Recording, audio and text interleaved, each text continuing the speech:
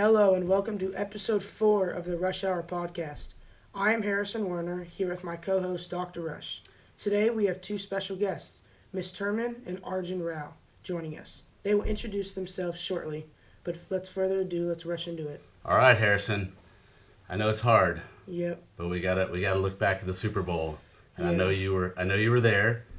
So we'll talk about the experience, and then we'll talk about the game. Let's first. Obviously it was kind of a beating. Yeah. The Seahawks were pretty dominant, 29-13. Yeah, Kenneth Walker III with MVP had 161 total yards. Seahawks' second NFL title. Last one came in 2014. But they were just really, really good, and too much for really the offensive line of the Patriots couldn't hold up, and Drake May was under pressure. Obviously didn't play super well. Just kind of lost it early. So let's talk about the experience. So it's your first time to go to the Super Bowl. How was it? It was amazing. Obviously, like you said, the Patriots didn't win. Sad, but I don't think some people go to the Super Bowl and their team isn't even in it. And I think that it's such a big experience. It's the climax of the NFL season. Right. I think that's like the biggest thing, and there's so much to do. It was so many fans, and I have to say, actually, I'm not surprised, obviously, because Seattle's closer than New England to San Francisco. Right. There was probably 75%, 70% Seahawks fans there. It was real loud. I remember during the coin toss, Seahawks were doing their Seahawks chant. No one could hear the ref talking, but it was an amazing experience. I mean, it took almost an hour and a half to get in there. Right. Just the lines were crazy. Super cool seeing ex-NFL players walk by on our flight back. Emmitt Smith was sitting in first class. We saw him. Nice. That's cool. Then that was the last time the Cowboys won a Super Bowl and weren't good. But that's a different podcast. But it was really cool. And I'm actually glad they had some of the Super Bowl MVPs walk out of this little cart thing. Very cool.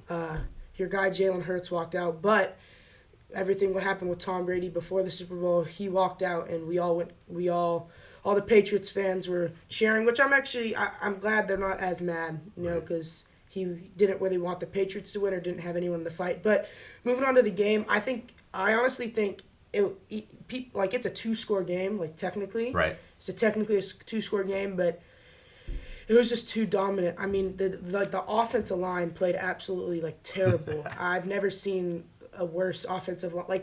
They have not been good all season. They've never been great all season, but to play your worst in the biggest game of the season, just pretty unfortunate. Yeah. But Christian Gonzalez looked like the best corner in the NFL. I agree. I was going to say that the bright spot for the Patriots, obviously Drake May is going to be very good at that. He just he's young. They've got a good future there. But Christian Gonzalez, oh my gosh, if you hadn't seen that guy play, he just made himself a lot of money. I mean, easily in the conversation. If he's not the top defensive back in the NFL, I don't know who is. He's gonna probably make $120+ million in his next contract. Well, also, fun, I don't know if you knew this. Christian Gonzalez is a Dallas-Fort Worth guy. Went to the Colony, then went to Oregon. So and he was guarding Jackson Smith-Njigba, who also went to Rockwell. And the Ohio. It only took Miss Terman a little bit to get into the Ohio State game. JSN actually had Offensive Player of the Year, but in the Super Bowl only had 4 catches for 27 yards. Yeah, Christian Gonzalez was the bright spot. But yeah, and then obviously people were talking about the halftime performance. Some people liked it, some people didn't. I have to say I wasn't a big fan of it before and during it. But I have to say, his music, it's not that bad. Yeah, so I love music, but I just got so tired leading up to the game about all the political this or that. I literally turned the television off, and I walked down the street to get food, and I came back and watched the part of the second half. So I didn't watch Puppy Bowl. I didn't watch the other political, counterpoint deal. I didn't watch anything at halftime. I walked away from everything. All right, so Harrison, back-to-back episodes now where we have some guests joining us. Yep. And I'll introduce Miss Terman, Lynn Terman, who is assistant head of middle school for Student Life, huge football fan, devout Ohio State Buckeye fan, but loves all kinds of sports. Correct. Ms. Terman, welcome to the podcast. Tell us a little bit more about you really quickly. Well, thank you for having me. I'm super excited. First year at Parrish, loving it. My favorite part is getting to spend time with kids. And so I'm so honored that Harrison was like, hey, come join me tomorrow morning at 7. Yeah, so you got out of detention duty and instead got podcast duty. So better. There you go. And then the other guest is one of my best friends, Arjun Rao. Big Michigan fan, big football, basketball fan. He loves Michigan, but he also loves, the Patriots, the Celtics, or at least he says he does. So that's why you guys are friends. It's the Celtics. Yeah. Yeah. I got you. So Arjun, welcome. Tell us more about yourself. I'm Arjun, and I'm a Michigan fan. Go Blue. For sure. And I'm in 7th grade at Parrish. So Arjun, sitting next to Miss Terman, not only because she's assistant head of middle school, but also a Buckeyes fan. Do I need to put a barrier up? Are you guys going to be good? Or are you going to keep it real right now? Or Maybe. Okay, we'll see. Did you notice I wore scarlet? I did. Nice. Yeah. Very nice. Thank you. Yes. Arjun, of course, is wearing his proper Parrish uniform this morning. So just really quickly to go back to Super Bowl, quick thoughts. Arjun, what did you think? What are your thoughts about the Super Bowl? Any of it? I think that the Patriots' offensive line, we just got dominated. Yes. DeMarcus Lawrence finally got his ring that he never got in Dallas. And Drake May was under so much pressure that I don't think he necessarily played horrible. The second pick, it looked really bad. Right.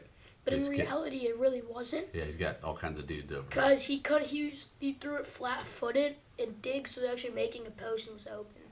He's a borderline rookie. I mean, that's what you're gonna a lot of pressure. Played 5-6 games last year, but when you have a 23-year-old who's looks kind of like a 15-year-old, it's gonna be pretty hard. But what did you see, Mr. Erwin? So I totally agree with you. I like Drake May because I think being young and being on that stage as a second year, right? Pretty impressive. I was obviously rooting for the Seahawks, Ohio State connections. I have to just lay it out. I'm not a huge professional football fan. Mm-hmm. I'm much more college, but when I have college players in the game, I'm in it. Right. So the first half I thought was a little snooze fest. Yep. A little bit. Yep. For sure. The whole game you could. Yeah, really. Yeah. But I enjoyed it and enjoyed watching it. Enjoyed the victory. 29-13, such an odd score. Yeah, exactly. Somebody won, probably Vegas and all that somewhere. Yes. For sure. All right. It's the homework assignment. So for new listeners, Harrison Werner, the man, the myth, the legend, the diesel, HW. When I say HW, I think homework. So here's our homework assignment. Trivia question for everyone this week. Here it is. This is related to our next topic. What former Heisman Trophy winner was also an Olympian for the Winter Olympics, U.S. Winter Olympics? I have a question. Former I think Heisman I know Trophy. it. Okay, you got a question, Harrison? Was this a figure skater? It was not. Okay. Did this guy get his gold medal taken away? He did not. I don't believe they won a gold medal when he was. So it wasn't Jim Thorpe. It was not. Great call, Jim Thorpe. Nice, very nice. So this is a Heisman Trophy winner who was on the U.S. Winter Olympics team. Can you tell what year? Several decades ago. Okay. So Archie Griffin was a 2-time Heisman winner. Here's a little hint. Initially, this player did not go to the NFL. He went to the USFL. And he went to the USFL because at the time, the NFL would not draft. They weren't allowed to draft underclassmen. And so he finished his junior year at the University of Georgia. University of Georgia? Is it Herschel Walker? Herschel Walker is the answer. Nice Herschel job. Walker, exactly. My grand- Did he not? I thought he did Did he not do figure skating? I swear I thought he did a. I don't know if he skating. did. I don't know if he did figure skating, but he was on the bobsled team. That's how he. Oh yes, that's yes, how he yeah. It was first- the bobsled My team. grandmother taught him at No the way. University of Georgia. No way. That's crazy. That's yeah, a cool connection. there you go. He There's was your. the anchor, I'm pretty sure, there- for the bobsled That team. dude was amazing. So, there you go. I got a quick little one just for Arjun and Miss Terman. Oh no. So between Michigan and Ohio State, out of all national titles in every sport, which college leads and how many does that college have?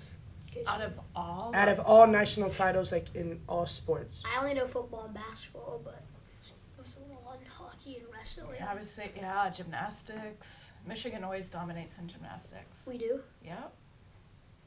Michigan's had good hockey, We have good hockey and wrestling. baseball. They were good for a while. Tennis, track. Mhm. Can I just lay out a fact I know about Yeah. national championships in the last 75 years? How many national championships in football has Michigan won? Has Ohio State won? 75 years. 2. You guys won 1.5 because you Cool. shared it. Yeah, that was only because it was the Nebraska's coach last season. We were by far the better team. Okay, 1.5 rounds to 2. I'll give it to you. Okay. How many have we won? 3. 7. 7. 7 or 8. 7. So that's So- my It's little. because Jim Beckler couldn't win in big games. That's a good point. I disagree. So- Jim Beckler lost like And let's 7 not even talk games. about Gosh, I Alabama. don't But know. yeah, anyway. Gosh, going back to all of them. Yeah, every sport. I don't That's know. a great And question. it's a domination by one school. I'm Let's gonna hear go Michigan 101 to Ohio State's 57. Ohio State is 32 Oh gosh. and Michigan has 59. Really? Yeah. Well done, Wow. Maize and Blue. But Should we Yeah. should we do incarcerations from football program? I think Ohio State leads on that one. yeah. We could talk about head coaches. That's a different podcast. All right, Harrison. So let's talk Olympics. All What's right, going so, on right now? It's well, February 18th. It's middle of the Olympics. yeah, it's a little on the or starting to die, like not die down, but starting to get closer to the end. They've been obviously. I think everyone loves watching most people love watching the Olympics, whether if it's they like summer more or winter more. And there's just some events I like really that are really cool, and they look really dangerous. I'd never do them, but they're like super cool. Don't know how they do them. Got to be a little crazy. Skeleton Agree. Yeah. being one or Just yeah. even downhill. Yeah. craziness. So Arjun, what are some of your favorite sports to watch from the winter? The winter, personally? okay. Underrated, but bobsledding is really fun to watch. I Yeah. agree. Yeah. I watched Totally like an agree. hour of it on like Saturday night or Sunday night, and it was just like so fun, like seeing all the turns, Yeah. seeing how high or low you can get. Bobsled's a good one. I like that one. And I just like it, like watching like the USA Yeah. in any sport. For You know, sure. We were talking at admin yesterday about the Olympics, and back in the day, I know I'm dating myself, but when the Olympics came on, it was like the only thing that was on. There weren't a billion channels and things like that, and so you sort of were glued to it, whether it was summer or winter. And so I like there are parts of the Olympics, Winter Olympics I like. There's some that I question whether they're really a sport. And, Yeah. But that's a different podcast. Mr. Turner, what's your favorite? Gosh, it's hard to narrow it down because I think they're so impressive. So the cross country skiing is mind boggling to me when you see people cross the finish line and they all collapse. And I can't remember how many kilometers an hour the one guy was running uphill, but that's impressive to me. Yeah. But going to bobsled, there was a 41-year-old mother Yeah. who just won the gold medal, and this was her 5th Olympics. And what I loved about it was that both of her children are hearing impaired. Yes. And so she is one of 7% of hearing parents that actually learn to sign. Wow. And so she was able to sign to her children out. And so I think of her being in her 4th or 5th Olympics. That's right. Alana Myers Taylor. Yes. And it was her 5th one, and she had won bronze and silver before. Yep. But she won gold, and in doing so, became the oldest U.S. woman to win a gold medal. Yeah. Yeah, So I it's pretty think exciting. She's the most decorated African American woman, I That's think, right. in the Winter And Olympics. that's So also true. That's a cool story. Yeah, I agree. I think there's I think my personal favorite, I mean, bobsledding is pretty cool to watch. I was watching it last night. It's called, like, Nordic Combined. Oh yeah, yeah. And it's like, I don't ski, I snowboard, but, like, skiing, like, and it's almost all uphill, just, like, grinding with your, like, the sticks and the skis. And that's, like, the stamina for that going, it's basically, like, 25 minutes. Absolutely crazy. And then you have, like, skeleton and, like, the luge. Luge. The skeleton and the luge are like, you got to be a little crazy at. I mean, like this, like laying on your like stomach and going basically as fast as you do on a bobsled, like 70 miles an hour. I mean, like not to like scare anyone, but you crash, it could be pretty raps for you. I mean, you're going at a car speed basically. Yeah, that's what I think about the downhill skiers that they're going 90 miles an hour. Right. It's Arjun, here's a question: if you had to do luge or skeleton, which one would you do? You want to go feet first? Or you want to go head first? Head first sounds way more fun. Yeah, I agree. I'm with you. Feet first sounds. I don't know. That's like a lot you of can't ab see. work. Yeah. For right. sure. You're I'm out on both. So in bobsledding, do they have like a steer? Like how do they like? Yes. So they have like a Yeah, steer. they have the driver. That's the position. Yeah. So there's been a lot of cool moments, not just in these, but all time, obviously in Olympics. What are some so far, just in this one so far that you've seen? I mean, I was gonna say the same thing that Miss Terman did about Alana Myers-Taylor. That's a really cool story. I think there's some. I was hoping that Lindsey Vonn would not have. I mean, obviously, when she tore her ACL, you knew it was going to be a pretty long shot for her to do anything. I love hockey, and I guess I mentioned this in our last podcast. One of my favorite sports memories is watching the 1980s. Men's hockey against Russia, and so I always like hockey, and I'm excited. The women get to play for gold tomorrow. The men play in their quarterfinals, I believe today or tomorrow, against I think it's Sweden, might be Finland. But anyway, I love watching hockey because I just think it is like a quintessential Olympic winter sport. That's a tough draw for the USA playing Finland. I don't know if you saw, but like you said about, I think it was downhill skiing or one of the things where it was like a bunch of like bumps and they're going straight downhill. Moguls. Yeah. So I was watching one of them and they were going downhill and I think it might have been on like one of the last ones. They did like a backflip and they landed and they won like barely in front of the other guy. And it was crazy. I think that like absolutely mind-boggling that 90 miles an hour going at that speed is just crazy. Yeah, a little crazy. I think what's so amazing about the Winter Olympics, because times are by hundredths of seconds, and I think that person trained for 4 years to do something for that amount of time. You know, that's always impressive. Usain Bolt had he had a quote and he said like I see people, or I trained 4 years for 9 seconds because when he ran that 9 seconds, he said, I see people like giving up on their goals after like a month or two. So, I mean, that's crazy. Like training 4 years just to run 9 seconds. That not a lot of people, usually do that. But again, like I saw this man, Leela Malinin. I don't want to. Malinin, the skater. Malinin. Yeah. He had a minus 1,000 to win gold in the figure skating, and he lost. And he said after I blew it. And what's actually funny is that's either the same or a little bit more. That's basically the same amount of odds for Fernando Mendoza to be the first overall pick, which is... That's kind of crazy. It's crazy. But with Malinin, the other thing is I think he's 21 years old, so he's got a number of Olympics. Yeah, for sure. I love how he lost, though. I think that would be a moment I would want every kid to watch because he didn't blame anybody. He came off and he was like... It was on me. It was on me. And sure. Again, he trained for 4 years for 2 minutes. Yeah. Fell twice. And then came off, and there was no graciousness in losing. I think he embodied that. Said, you know what, I'm gonna get back in the rink and get back at it. I thought that was an impressive post skate interview with him. Arjun, what are you looking forward to between now and the end of the Olympics? Any specific event or athlete, or you hoping the USA climbs and wins the medal count? Yeah, USA hockey probably, because like my favorite events are the 1980 Miracle on Ice against Yep. Russia, or Bolt's 9-second 100-meter dash in the 2012 London Olympics. It was crazy. Personally, my favorite thing that I've saw with my own two eyes has to be the Steph Curry like that final Golden game that Dagger? he played. I mean, they played. It was Serbia? No, it was Serbia. I It think was they played. Serbia. Yeah. And that like, It was France. no, yeah, it was France because it was. I think it was against like Wemby.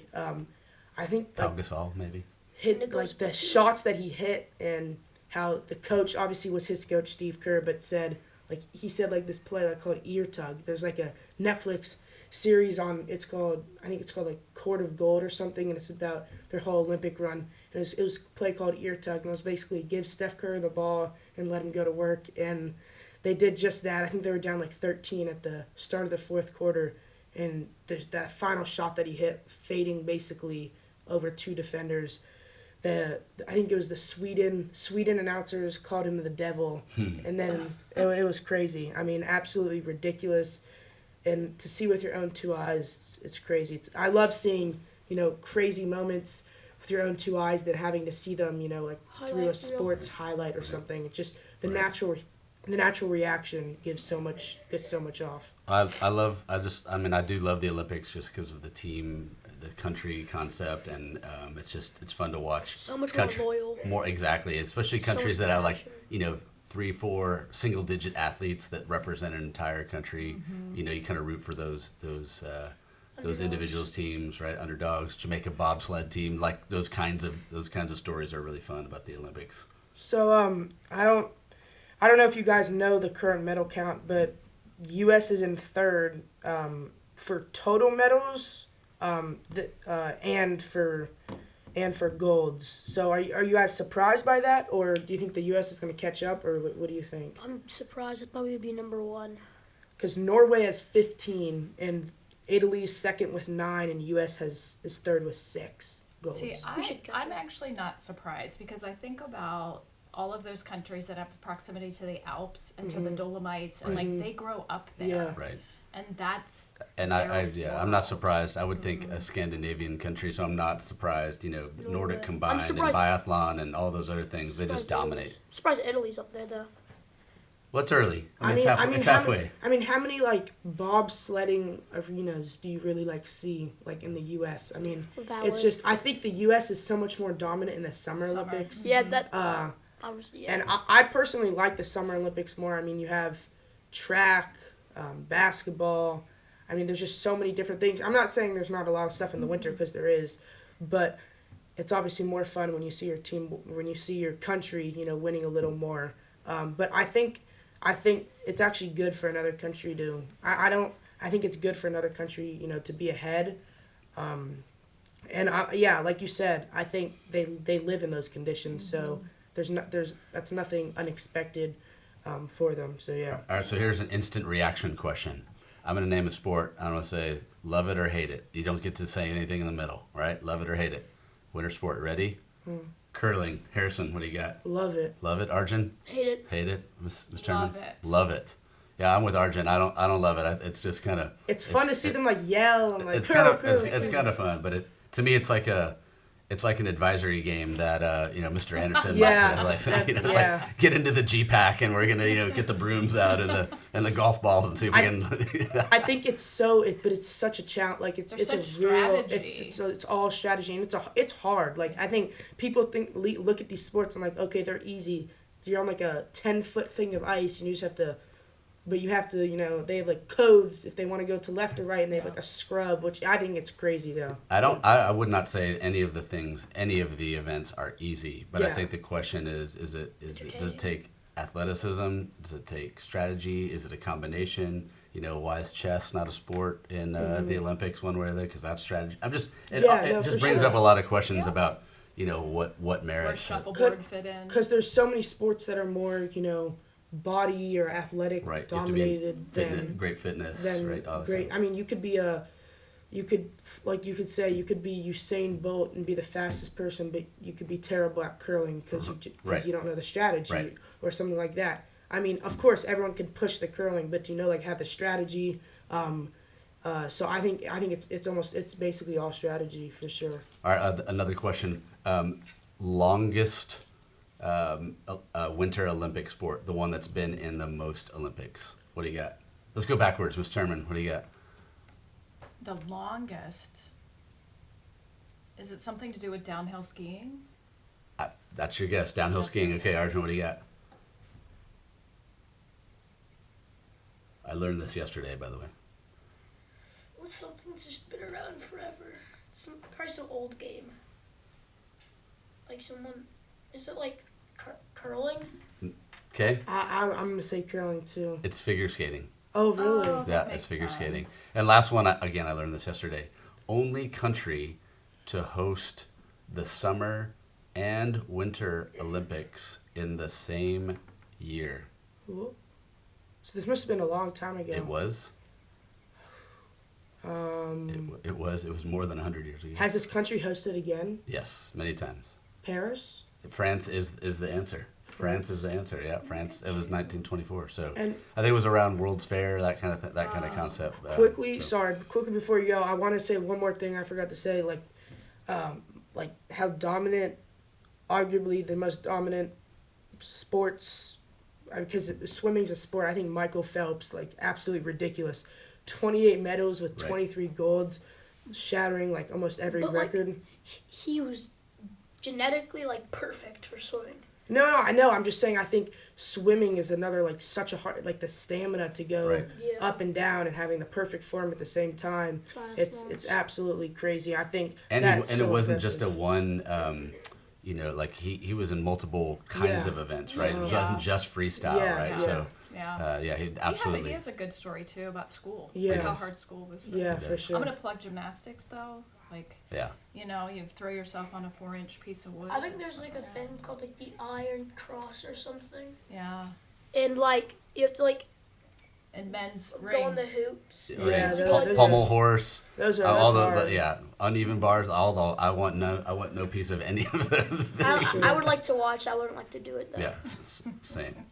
All right, so Harrison, great episode. For sure. Next time we're gonna talk a little bit about golf, PGA, LPGA. Maybe have Miss Lyon on and one of our student Masters athletes on. Masters coming up. I mean, golf season's full swing.